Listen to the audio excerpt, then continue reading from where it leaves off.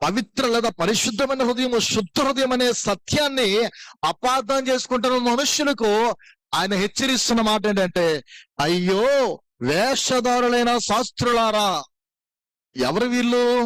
వాక్యాన్ని ఎరిగిన వారు, లేఖనాలను బాగా క్షుణ్ణంగా ఎరిగిన మనుష్యులు.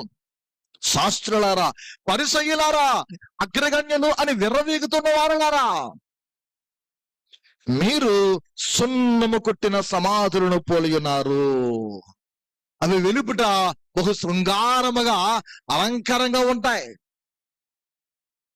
కానీ లోపల ఎలా ఉంటాయంటే లేఖనాల్లో వ్రాయబడుతున్నమాట, ఎముకలతోనూ సమస్త కల్మషముతోనూ నిండి ఉన్నది.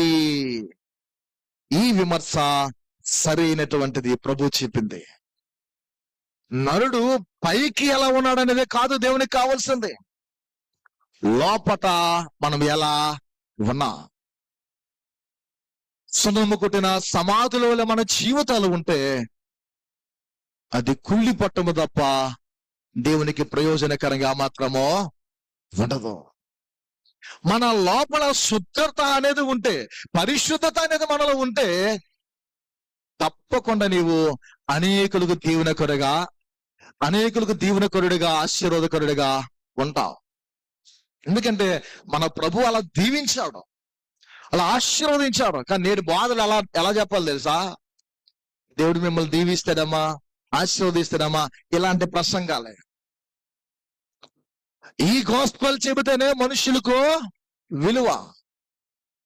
మనల్ని హెచ్చరిస్తే, మనల్ని సరిచేసే విధంగా, క్రమపరిచే విధంగా బోధలు చేస్తే మనుషులకు నచ్చదు. అంటే మన అచ్చ భాషలు చెప్పుకోవాలంటే కింద మీద ఎరుపు మంట ఎక్కిపోతాయి. దేవుని మాటలు అలాంటివి. అపోస్తుల కార్యాల్లో వ్రాయబడిన మాట ఏంటో తెలుసా? ఏనాడైనా వాక్యం విన్న తర్వాత పాస్టర్ గారి దగ్గరికి వెళ్ళి ఇదివరకు చెప్పాను అనుకుంటున్నాను, అయ్యగారు చాలా బాగా ప్రసంగం చేశారని అనకూడదు.